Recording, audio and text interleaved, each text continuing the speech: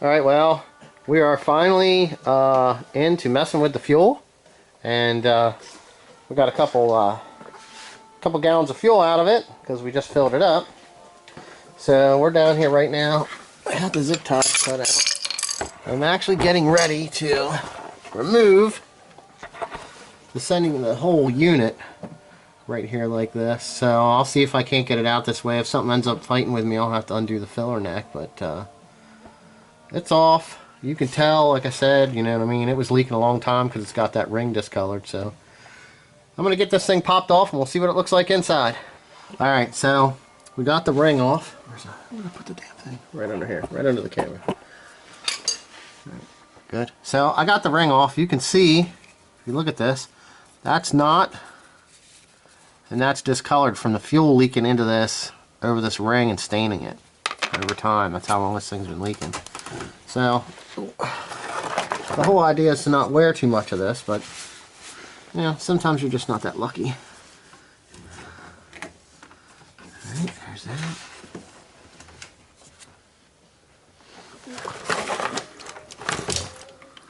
Alright.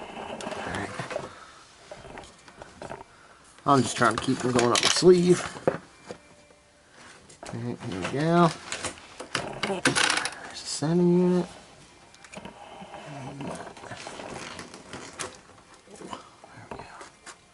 So that's what we got going on in there.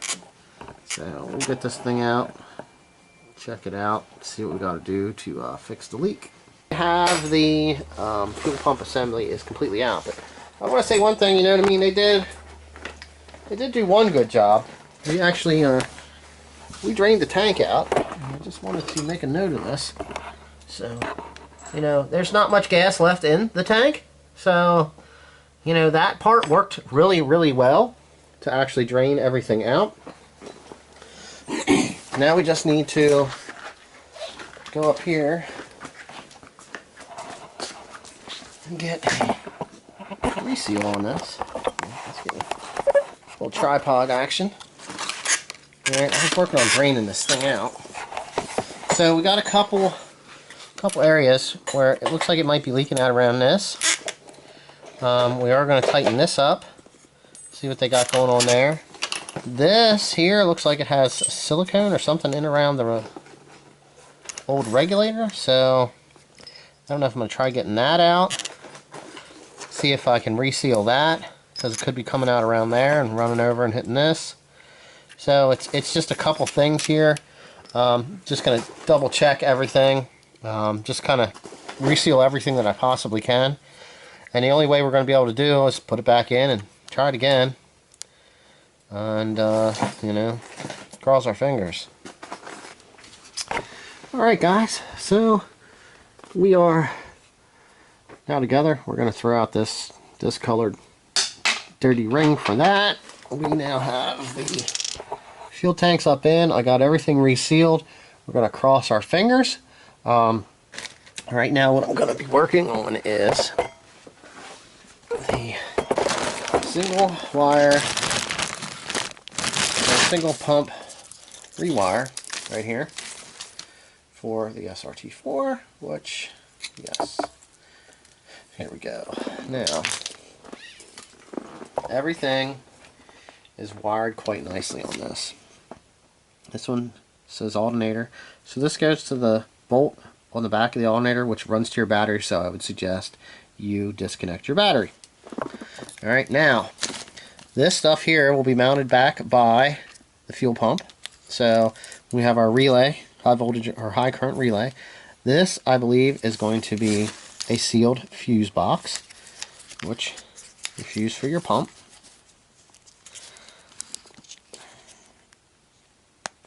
Yeah, yep. So we have a 30 amp fuse in here. It's water sealed tight, so it's good. So you can self tap these up. Now these are going to be this one's going to go to your fuel pump, so you can see how heavy your power wire is now going to your fuel pump and your ground. And this one runs into the existing plug for the wiring, so that it gets a signal to engage the relay, which carries the heavy duty current that comes from the alternator wire, which comes from the battery. So that will help keep up all power. So I'm going to get under here right now.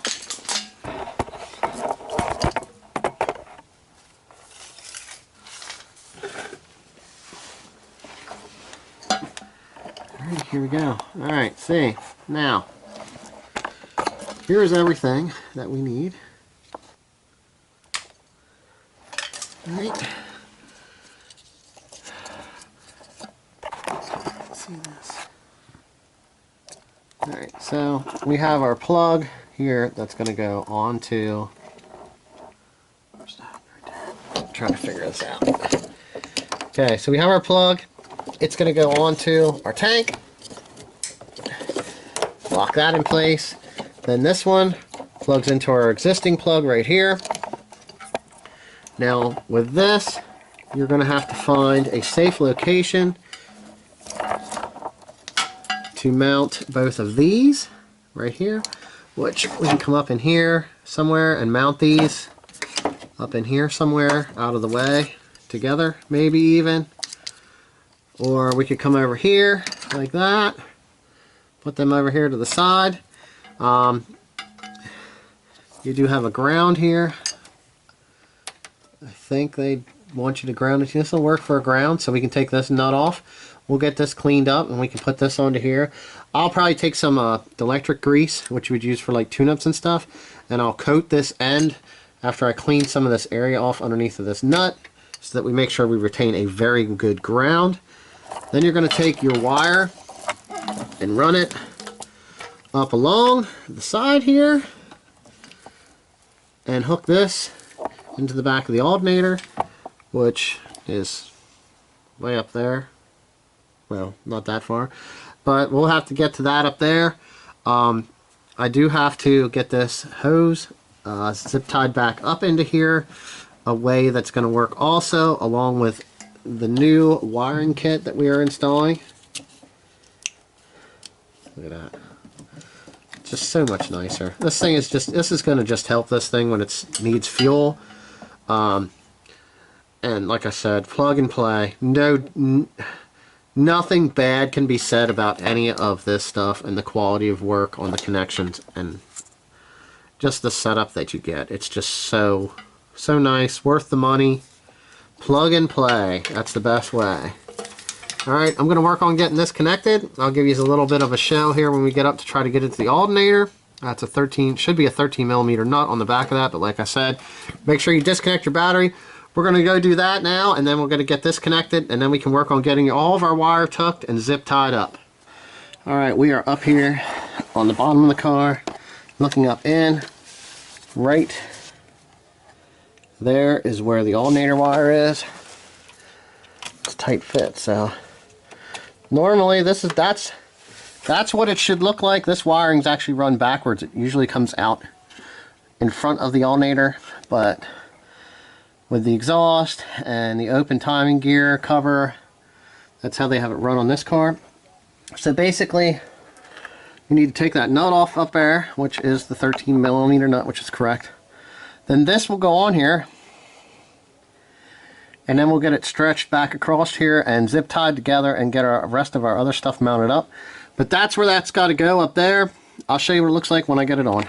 Alright, now you can see that I have the line is actually connected on, and then I have the cover back on. That cover's there in case that shield for some reason would get in contact with that. It doesn't short it out on the ground. That's why that cover's there. And then we're just going to take and run the line back along here, and we'll get it zip tied up real nice along with the other stuff that's here, and then we can get our rest of our stuff mounted up in the back. Alright, so we have the whole scenario is installed. Got everything kind of tucked up here as good as I could for right now. I mean, there's zip ties, so we kind of overdid it a little bit, but we have everything really nicely tucked up in here. I used a couple self tappers. Hold this in place. Put a little bit of grease on that to help with that connection. So right now, we basically have some fuel in here. So this thing is actually up and running. We just need to fill fill the gas tank up and hope that we don't have any leaks, that it was around this top fuel line here where it was actually leaking out just because it was full.